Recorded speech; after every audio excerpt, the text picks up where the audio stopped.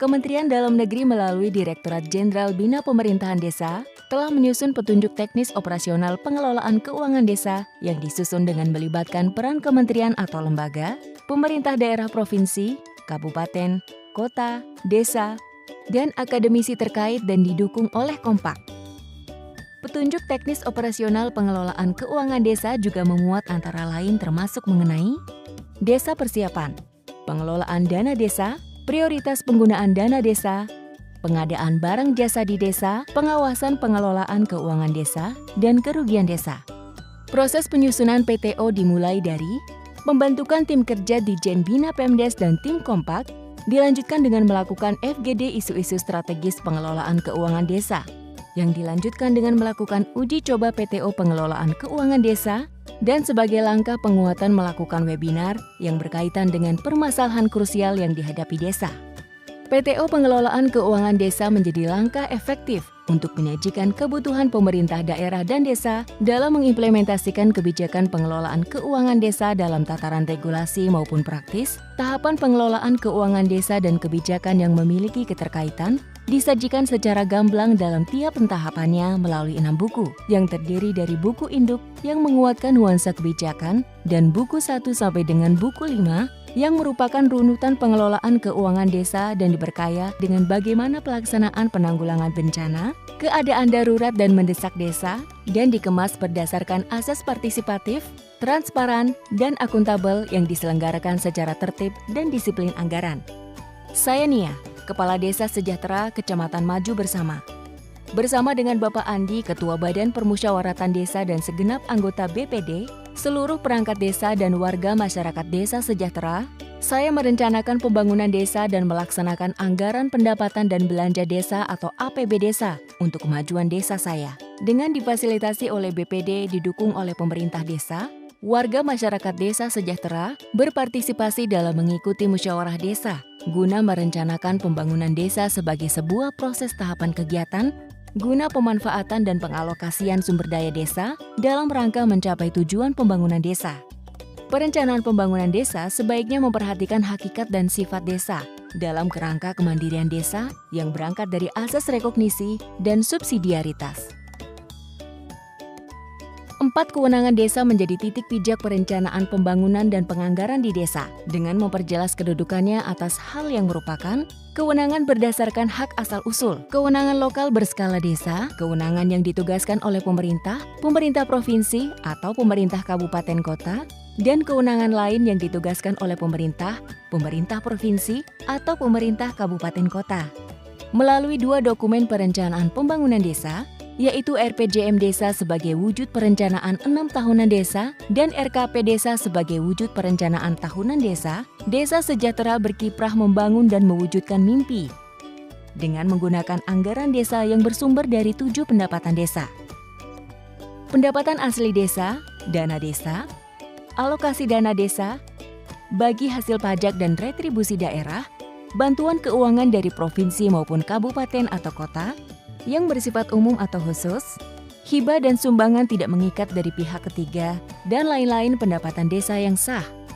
Perencanaan desa yang baik menjadi kunci keberhasilan mencapai visi dan misi desa, sehingga perlu pelibatan seluruh elemen desa lainnya. Berdasarkan RKP Desa yang sudah ditetapkan, Desa Sejahtera melalui Sekretaris Desa menyusun rancangan peraturan desa mengenai anggaran pendapatan dan belanja desa atau Perdes APB Desa. Perdes mengenai APB Desa adalah dokumen utama dalam penganggaran di desa yang digunakan dalam 1 tahun anggaran mulai 1 Januari sampai dengan 31 Desember. Proses penyusunannya dalam kurun waktu 3 bulan dari bulan Oktober sampai dengan Desember tahun sebelumnya dengan melibatkan peran BPD dalam musyawarah BPD untuk selanjutnya dievaluasi oleh Bupati atau Wali Kota atau dapat didelegasikan kepada camat. Dalam proses pembahasan seringkali dihadapkan dengan permasalahan, semisal terjadi ketidaksepakatan atau karena hubungan yang tidak harmonis sehingga tidak ada proses pembahasan sama sekali. Tentunya hal ini menimbulkan keterlambatan dalam pelaksanaan pembangunan di desa, termasuk penerimaan penyaluran dana transfer ke desa. Perlu kejernihan dalam menyikapi permasalahan di desa, karena yang dirugikan adalah desa secara keseluruhan. Penyegeraan penetapan Perdes APB Desa menjadi hal mutlak untuk dikedepankan dibandingkan pertikaian antar pihak. Menjadi suatu hal yang sangat positif. Kami pemerintah Desa Sejahtera bersama BPD yang diketuai oleh Bapak Andi memiliki komitmen yang kuat untuk bersama-sama mengawal desa untuk tercapainya desa sejahtera yang sesungguhnya. Perdes APB Desa Sejahtera menyajikan struktur APB Desa yang berisi pendapatan belanja dan pembiayaan yang diatur lebih lanjut dalam klasifikasi bidang dan ekonomi pada kode rekeningnya. Berdasarkan klasifikasi, bidang terbagi dalam bidang penyelenggaraan pemerintahan desa, pelaksanaan pembangunan desa, pembinaan kemasyarakatan desa, pemberdayaan masyarakat desa, dan bidang tambahan yang berorientasi pada penanggulangan bencana, keadaan mendesak desa.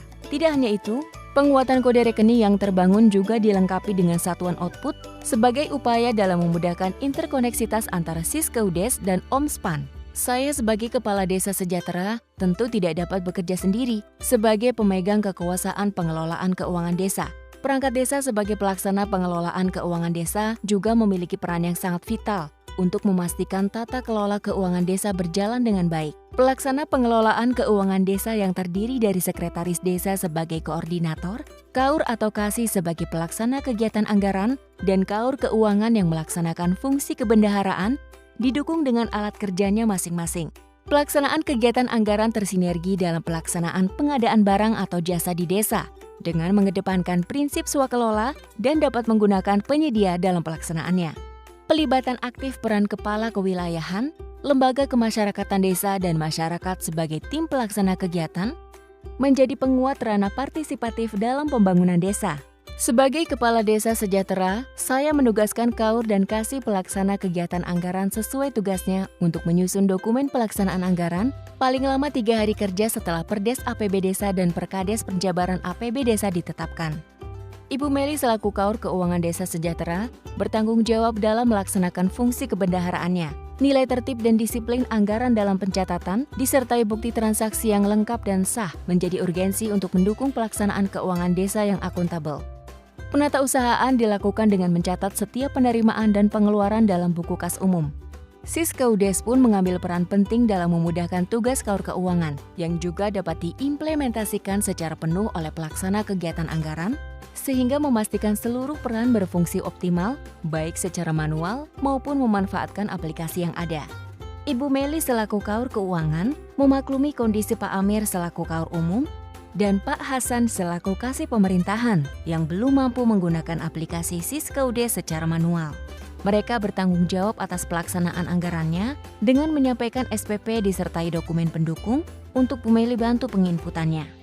Buku kas umum memiliki keterkaitan dengan buku pembantu bank, pajak, panjar, dan dimungkinkannya ketersediaan buku pembantu kas tunai bila dibutuhkan. Pola cash management system yang dilakukan Desa Sejahtera dengan basis cashless atau transfer dengan melalui bank untuk semua transaksi mulai digiatkan dengan mengoptimalkan sumber daya yang ada. Hal ini sangat membantu untuk memastikan pelaksanaan anggaran yang akuntabel di desa. Sebagai kepala desa, saya bertanggung jawab menyampaikan laporan pelaksanaan APB Desa semester pertama kepada Bapak Bupati melalui Ibu Camat. Laporan yang saya laporkan tersebut terdiri dari laporan pelaksanaan APB Desa dan laporan realisasi kegiatan.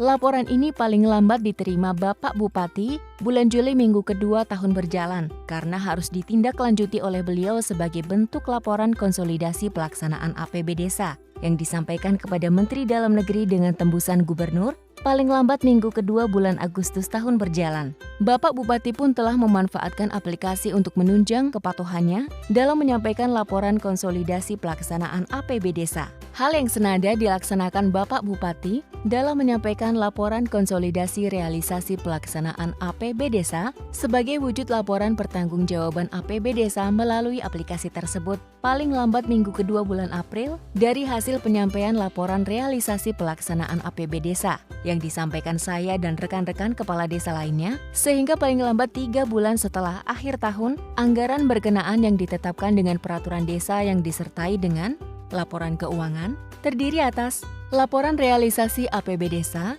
catatan atas laporan keuangan yang disertai dengan daftar aset desa, laporan realisasi kegiatan, daftar program sektoral, program daerah, dan program lainnya yang masuk ke desa.